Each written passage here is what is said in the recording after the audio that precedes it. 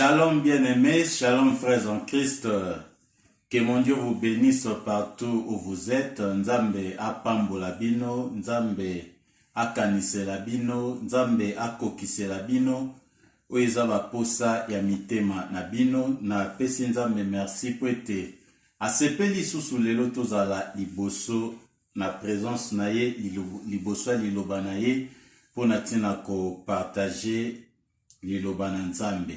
Alors nakosenga na yo ndeko mama ndeko papa ndeko elenge to mwana epai nyonso ozali na monde na communauté na biso epai wapi ozolanda ngai opesa vraiment matoi pamba te eza très important tokabola mwa moke o Nzambe apesi biso lelo tika tosambela pona tina kobanda o ezalaki mateya na biso. Seigneur, nous te bénissons parce que tu es merveilleux.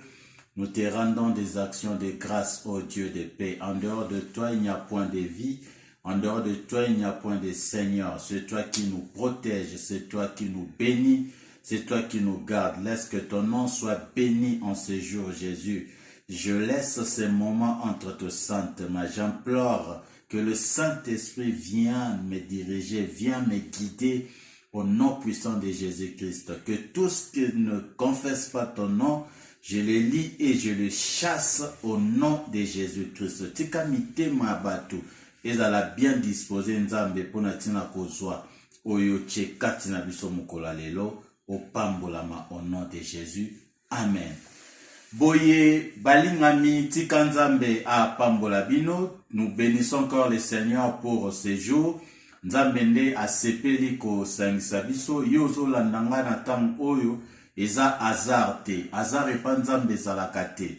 Soki Nzambe apesi occasion olanda c'est que eza ne loko o Nzambe alingi alobela. Dieu veut te dire quelque chose aujourd'hui. Ya mwana zala attentif pona tina ko landa biso.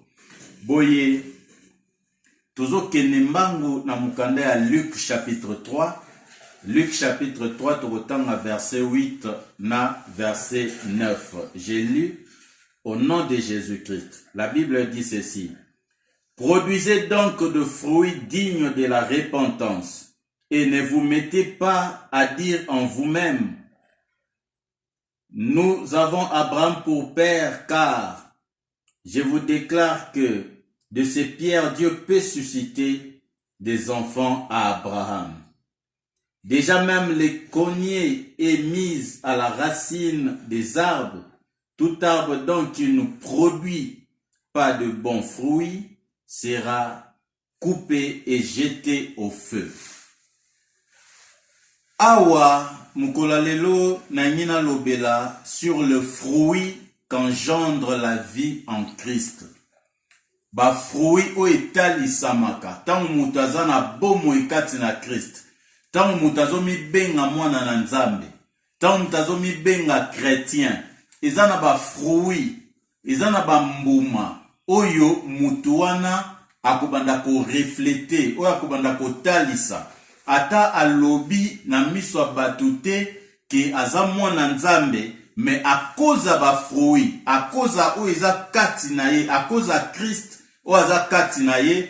Batu bakubanda mbala moko ko comprendre. Ete oyo aza mise à part, oyo aza ya Nzambe yango wana bomonaki mukolo bayaki kokanga Jésus Christ pona tina kokende koboma ye.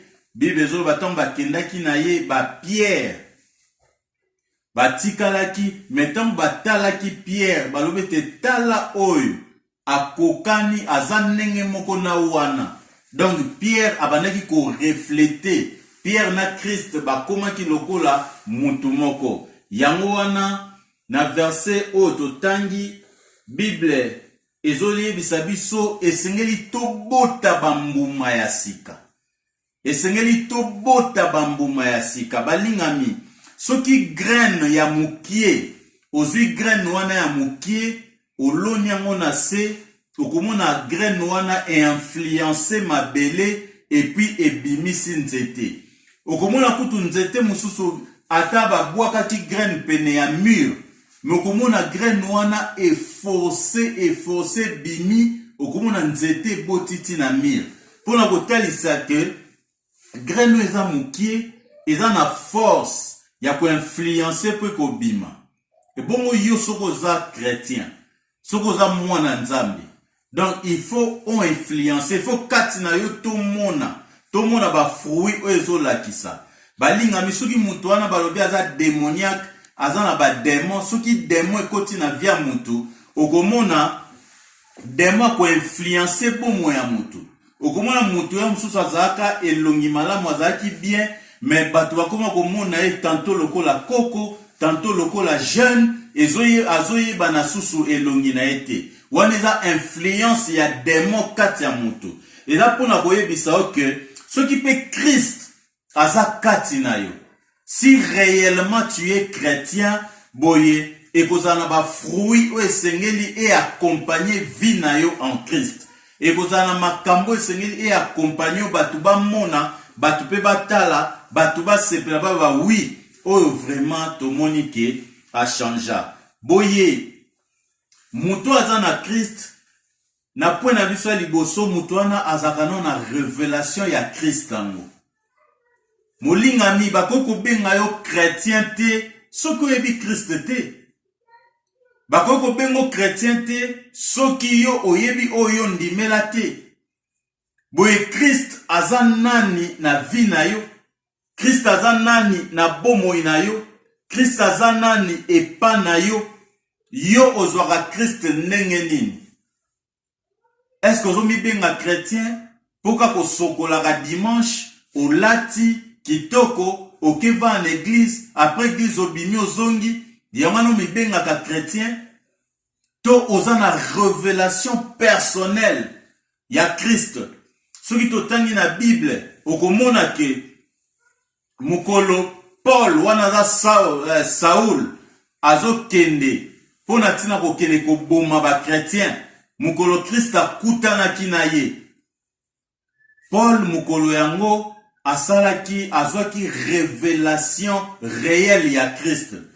Molingami, il faut una révélation personnelle ya yo moko. Christ azalaka nani epa na yo? Christ aza nani epa na yo? Soko za la révélation ya Christ te, yango soko na bato ebele bazo saba mélange. Bato ebele akendaka église akendaka pe panganga. Poete ayebi na ete Christ aza nani epa na ye. Mais soko ebete Christ aza Seigneur na yo. Christ aza maître na yo. Christ aza nyonso po na yo. O nyonso yo salaka, o nyonso yo zali. Ezande Christ kati na yo.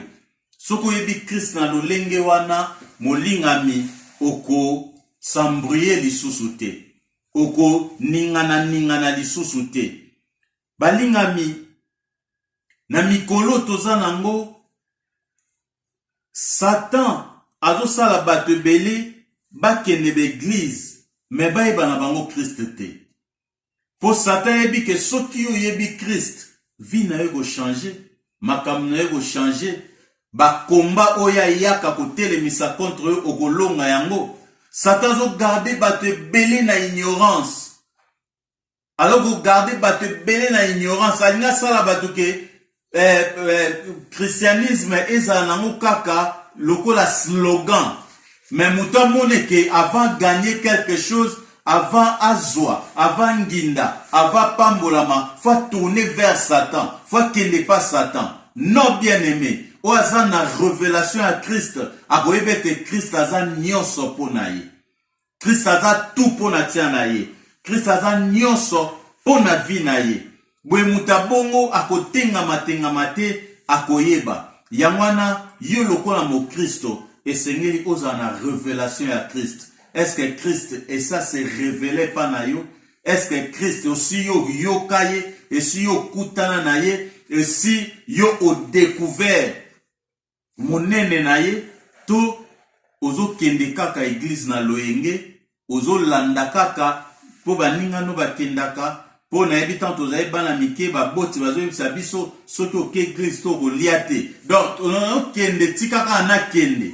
Mais naza non na révélation ya Christ wana te. Bien aimé, oyo aza na révélation ya Christ te. Donc aza mwana na Nzambe te. Ayebi na Nzambe ngo te. esengeli oyeba nzambe oyo bondelaka aza seigneur pona yo aza maître ya vie na yo yende azo déterminer bomoi na yo yende azo déterminer avenir na yo yende azo déterminer destinée na yo boye soki oza na révélation na été et kozala pasi pona tina o comprendre donc mwana nzambe muto amibengaka chrétien aza oyo aza na révélation ya Christ eza lokola fruit ya yambo ya bomoi na ye. Na deuxième point, muto azomibenga chrétien aza na assurance du salut. Muto ana yebike na kemba na mokili, na lala nzala, na lia, na lata, to na lata te, mais Christ soka ye lelo na minute nga na kokota lola. Soki Christ aye lelo na komona ye. Soki Christ aye lelo ata na kufi lelo na kokende na lieu ya repos parce que naza na assurance était Christ en moi, c'est l'espérance de la gloire. Mais lelo tozomona ba chrétien bazo banga na l'église ko bali kote asu sur enlèvement te. So kote batu sur enlèvement batu bazo banga bazo ebana nute vie na bango sort na bango ekoza ndenge bien aimé. Yozo mi benga mwana nzambe. Yozo mi benga chrétien. Mais comment en assurance te? Comment tu as peur de la mort? Pour la nuit, il n'y a pas de makambo ya bozongi ya Christ te. Ce que tali ba chrétien, ya église primitive, ba chrétien wana, ba komaki tout, prêt à tout. Ba kokai ko beta bango, ba kokai ko zokisa bango, ba kokai ko boma bango, na ptina na Christ, bandima ki vi wana parce que, ba eba ki ete, toza na assurance. Ata ba bomi biso lelo, ne ba boma ki Etienne. Yango bi beso ba tomba zo bom Etienne, Etienne azota likolo munaki likolo efungwami. Donc azaki na assurance, ata ba bomiye akokuta na Christ. Aoke ko vanda esika ya kimia. Yoka verset on a Galates chapitre 20 et Galates chapitre 2 plutôt. Galates chapitre 2 verset 20. Bible. J'ai été crucifié avec Christ. Et si je vis, ce n'est plus moi qui vis. C'est Christ qui vit en moi. Et si je vis maintenant dans la chair, je vis dans la foi au Fils de Dieu qui m'a aimé et qui s'est livré lui-même pour moi. Ce qui n'a pas bika lelo. Si je vis aujourd'hui, ce n'est plus moi. Nazana ko banga sous ce côté. Diable ko bangi sangate, mokile ko bangi sangate, nzalato nzalate, ko zangate et ko perdre foi nangate, po na yebi lelo. Nazana assurance ete lola na kokota. Lola na komona yango. Soki Christ aye lelo na kei. Soki église za enlevé ko za enlevé na ngai longo. Mais lelo tous na ba chrétien baza na mélange. Yama batu bazo banga. Okomona mutu aza chrétien mabanga kanoko wana poza ndoki. Poza ndoki oya liaka, oya bomaka. Oya salaka batu mabe. Okomona ta mutu aza chrétien mais azo ko banga bandoki. Soki bayebisiye oza na projet bandoki bakani baboma yo, okomona mutu atiki ndaku na akoma kokekola na église. Akuma ko bango so na lai na ndako ba ko bomanga. Non, bien aimé Christ en nous, c'est l'espérance de la gloire. Sokaza kati na biso toza na nyonso. Et loko moko te ekotelemela biso et loko moko te ekokoka biso. Boye na troisième point, oaza na Christ azaka na communion fraternelle. Bato ba komona yango kati na yo. Yamana soko tangi na Acte chapitre 2 42. Bible zolobete babandaki wana une église primitive. Bazaki ko persévérer dans la communion fraternelle. Na bolingo, na bomoko. Lelo za pasi. Lelo bato bazo bomana, bangonde bazo mibenga ba chrétien. Lelo komona chrétien moko ta lingi moninga zwa. Alingi moninga évoluer. Non. okomona chrétien bazo sela moninga na bango likita po baboma ye, po baliesa ye poison, po basala ye mabe. Oh bien-aimé, mais bo Kristo ya solo bakoyeba ye na bolingo. Oh moninga no aza nango soko mwe moninga zui sepela. Sepela po yozo mona ke nde Nzambe apesi ye akopesa pe ngai. Soki toza na tata moko o aza Jésus Christ, mais pona nini bokabwanya bo?